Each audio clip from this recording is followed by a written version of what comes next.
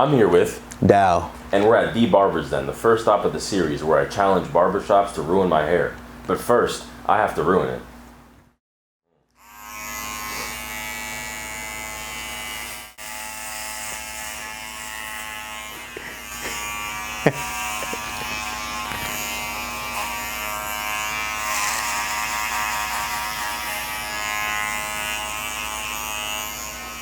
Let's get started.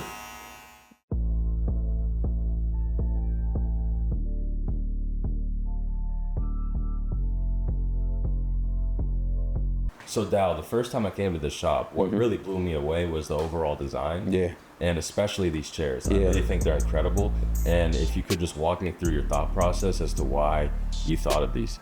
So just like all the other shops that have ever seen, you got black chairs. That's mainly what normal barbershops have.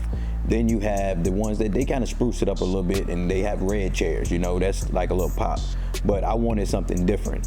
I actually was going with gray at first, which I thought the dark gray would be tough, but I knew that the blue would really pop. So, and that was part of me being different. Like, that's part of me wanting to stand out in Charlottesville. How much did these cost? Man, so barber chairs typically run, you know, $300-400. These were $800 a piece. So I had to buy 7 of them. Wow, $800? They was $800 a piece, man. And that was a deal because I got more than 5.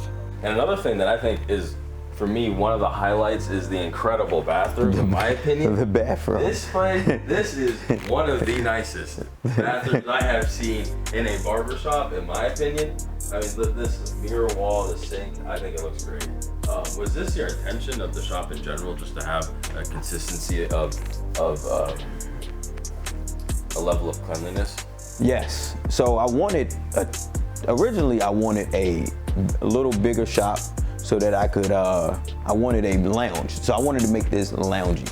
Like, I didn't want just a barbershop, I wanted a barbershop lounge. And so everything I did, I tried to make it like modern, sleek, you know, chill vibes. And I actually originally wanted a pool table in here too.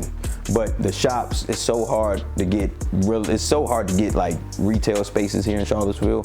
So it was something I couldn't do at the time, but it'll be something in the future. One thing I wanted to do with the shop was brand everything. Everything is branded. They know that we call it Den Blue. They know that we have the blue chairs, so we call it Den Blue. I got my logos. My logos are on my capes. My logos are on my smocks. My logos are on my windows. Barbers Den, Barbers Den, Barbers Den is everywhere you look. I have a drape that blocks the sun that's the Barbers Den. Like, I wanted you to know that you're at the Barbers Den everywhere you look. So do you have a plan for something bigger? Is there a future outside of Charlottesville Barbers Den? So I think I can talk about this now. There is a school coming to Charlottesville. It's gonna be the first barber school in Charlottesville. We have a vocational school, but this is gonna be like the first real barbering school in Charlottesville. And I want to open up another Barbers Den 2.0. That way we can put the students that's coming out of the school in the barbershop. And it'll be like a starter barbershop for them.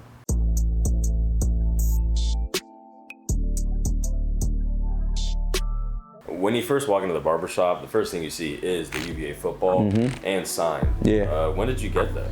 So this football particularly, I believe, this one isn't my oldest one. I think this one is from like 4 years ago, 3 years ago. Shout out to my man, Marcus Hagens, Biscuit, one of the best quarterbacks UVA has ever seen. But he was a assistant coach. He's like family to me. I started cutting hair in 2008. And I met a lot of football players when I was 19. And I started cutting a lot of football players. So man, I used to party with a lot of the students, a lot of football players from like 18 to like 23. And then a lot of them went to the NFL, stuff like that.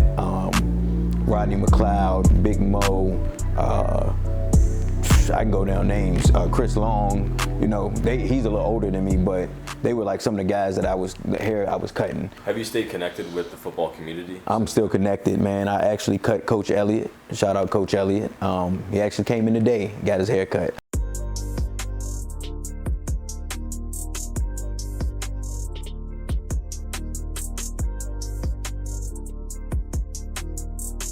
So we're at the hair fixing part of the video where we'll see if Dall can fix this ruined hair.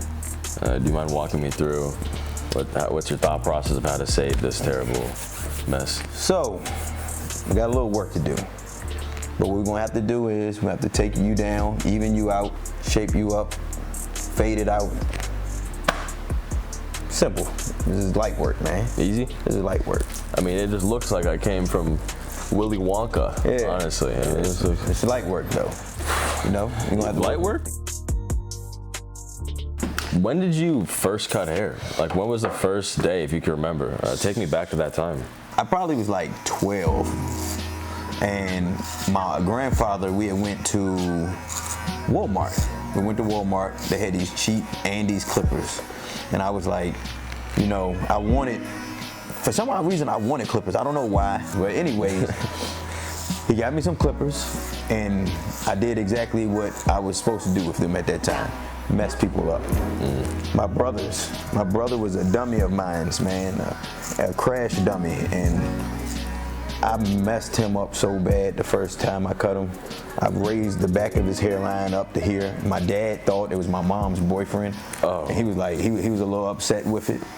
Then was the first time I picked up clippers, and then time went on, and I was like, you know, I'm gonna do K-Tech. K-Tech is a vocational school we have here, and they got barbering. So I went on and did barbering at K-Tech, and that was the start of it. That was the start of my career. It was 13 of us, and like only, I think 3 of us actually cut hair there. And actually out of the 13, only 2 of us got our barbering license. You wanna know what's weird, and people can look this up? It takes longer to become a barber. You have to do more hours than it does to become a police officer. Really? That is actually a wild statistic. So have you had a situation, and I may be nervous to say this, where you accidentally messed up a client's hair?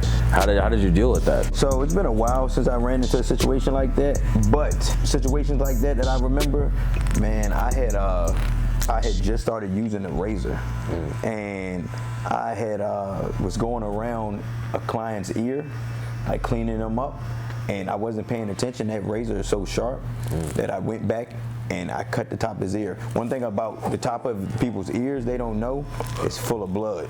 Oh man, wow. His ear did not stop bleeding the entire time. How did you decide on pricing each cut? Did each barber decide on their own, or was that your decision? So the logistics of the barbershop. Each chair is its own boss.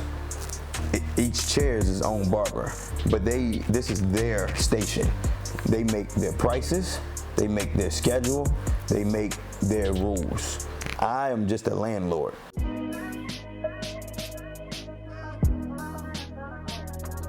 You could see some stuff where rappers or singers, artists, they'll say that their haircuts cost $500 each. So is that inflated, or what do you think? The most I have ever had a person pay me.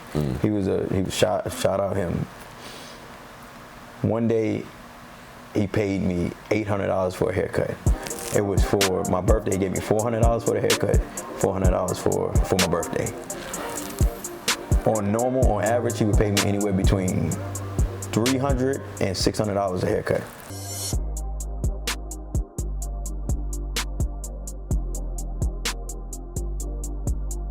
You just about done, bro. I mean, you are, for real. This looks, I mean, I'm guessing this is gonna look way better than what you came here with. So let's let you check it out. I like it. I've actually never had my hair this short before. It's like 6th grade, I think. Yeah? Wow. Well, you wear a do-rag and a whole different thing. Put on do-rag. I think I'm actually balding.